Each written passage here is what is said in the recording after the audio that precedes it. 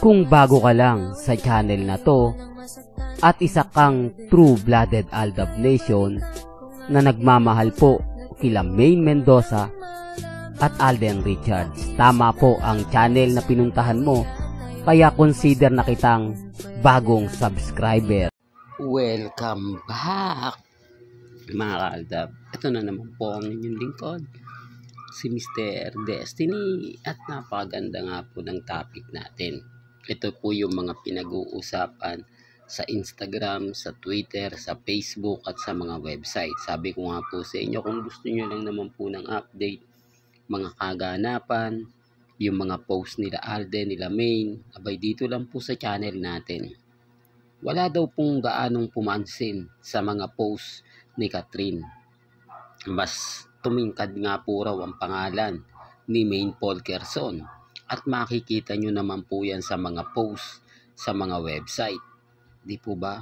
Parang ang laki daw po ng ikinalamang ni Maine Mendoza na ang ine-expect nila ang pag-uusapan sa red carpet si Catherine Bernardo at yung mga ibang artista ng GMA o ng ABS-CBN network. Pero kakaiba naman nga po ang nangyari at naganap. Di po ba? Yung hindi mo ine-expect, yun po pala yung mas pag-uusapan at pagpepiestahan. Di po ba? Real talk to mga ka-Aldab. Sabi ko nga po sa inyo, may mga bagay-bagay po na mahirap nga po talagang ipaliwanag. May mga bagay-bagay nga po na mahirap nga po talagang magkomento. Lalo na po ngayon na nakikita naman po ninyo at ramdam naman po ninyo ang presensya ni na Alden at ni Maine. Di po ba? Kaya nga po yung iba hati ang opinion. Yung ibang mga netizen na nagko-komento, talaga namang mapapaisip po kayo. Di po ba? Sa dami ng mga lumalabas sa Instagram, sa Twitter, sa Facebook, may kanya-kanya tayong opinion. Di po ba? Kaya sabi ko sa inyo, ako relax lang, kampante lang. Di po ba? Maraming mga bali-balita ngayon na di po ba? Sinasabi ko lang po ito mga ka-Aldab para lang po malinaw, para lang klaro, para lang po sa mga taong bumibisita at dumadaan po sa channel ko.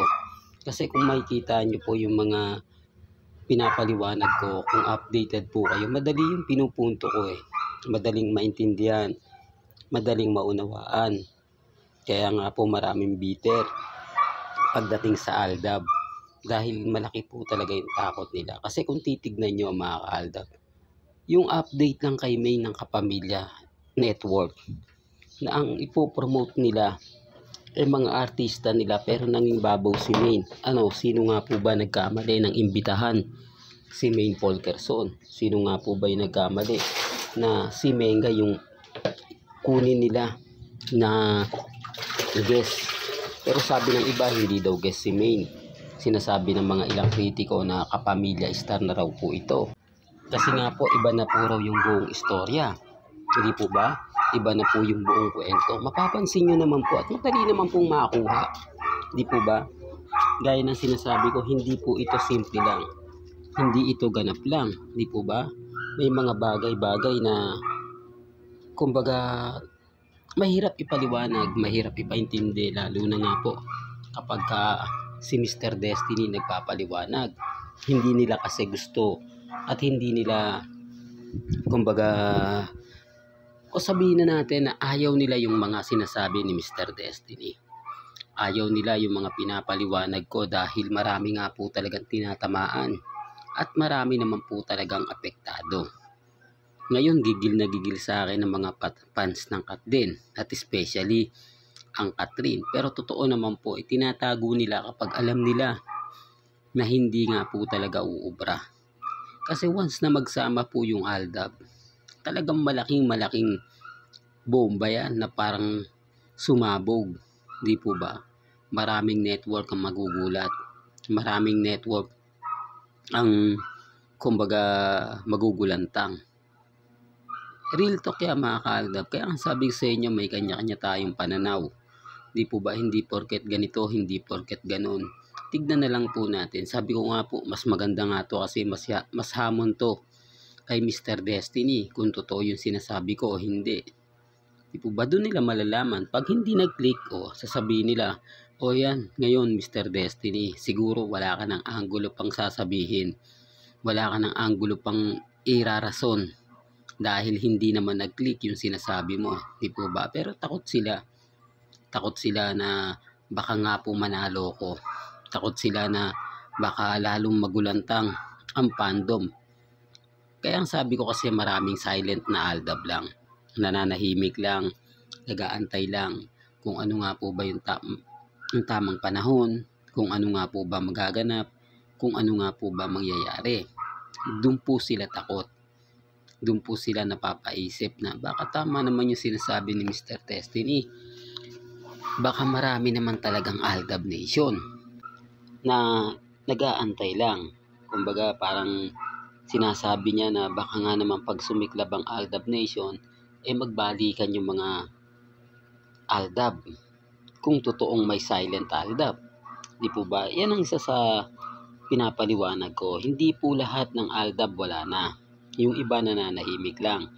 Yung iba nag-aantay lang po ng tamang pagkakataon na kapag nagsama sila Mengay at si Alden ay muli pong mabubuo yung mga bagay-bagay na kinakatakutan po nila. Tapos yung mga nagsasabi po na si Mengay ganap ng kapamilya, depende po yan Wala po tayong may sasagot sa bagay na ganyan kasi sensitibo po yun Pwedeng oo, pwede ring hindi. Kasi mga sinabi ni Vice Ganda at yung pag-post ng Belo Medical Group about kay Mengay, mapapaisip naman po kayo. Ano to, nagkataon lang nga po ba na merong magaganap na Belo Medical Group sa ABS-CBN Ball at ang interview ni Vice Ganda? Kung pagbabasahan nyo yung mga komento, talagang yun po talaga yung pinupunto. Pero gaya ng sinasabi, kailangan mo muna maglabas ng ebidensya. Kailangan mo muna magpakita ng mga resibo para makumpirma. Kasi kung yan lang naman daw yung sasabihin, useless lang daw. Baliwala lang daw kahit sino naman daw po. Po pwedeng sabihin at po pwedeng gawin yung mga bagay-bagay na ganyan. Mahusay po sila pagdating sa mga ganyan salita. Hindi tayo mananalo. Kasi sabi ko nga po sa inyo, ako kalmado lang, kampante. Di po ba?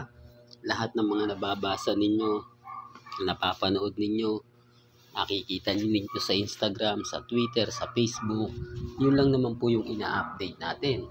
Di po ba? Bagkus maraming senaryo na kumbaga kung ano-ano po yung kwento, mahirap po talaga magpaliwanag, mahirap magsalita, pero ramdam nyo naman po yung presensya ng fandom. Ramdam nyo naman po yung presensya ni Alden at ni Maine. Di po ba? Kaya ang sabi ko sa inyo, mahirap po talagang magsalita. Lalo na nga po kapag ang pinag-uusapan natin sina Alden at si Maine. Kaya nga po ko tahimik lang Hinihintay ko lang po na dumating yung tamang pagkakataon, tamang panahon. Diba? Kaya dun sa mga kritiko po ni Mr. Destiny, manggigil na po kayo at maiinis. Lalo na po ngayon, nagsisimula pa lang po yung laban. Nagsisimula pa lang po yung pagbabalik ng Aldab. Una si Alden nagpakita sa birthday ni Maine for the first time. At si Mengay naman po for the first time din lumabas sa Kapamilya Network. Kung pagbabasihan nyo, may mga pasabog yung dalawa na umaayo naman po talaga sa panahon. Pero hindi po ako namimilit, di po ba? Gaya ng mga pinapaliwanag ko at sinasabi, may kanya-kanya po tayong opinyon, pananaw at paniniwala na nire-respeto po yan ni Mr. Destiny. Kasi ako po yung tipo na naghahanap ng ebidensya. Bagkus hirap ako sa ebidensya nila Maine at ni Alden. Pero yung mga kritiko ko na mga ganito sinasabi, hindi po mananalo yan. Di po ba? Lahat kasi ng sasabihin nila, pwede nating tapatan. lahat ng mga magiging komento nila sa Instagram, sa Twitter, sa Facebook, sa mga website, nalalaman ko yan. Mahirap lang po talaga kumuha ng mga video, picture na sila Mengay at si Alden, si Baby Teo ay magkakasama.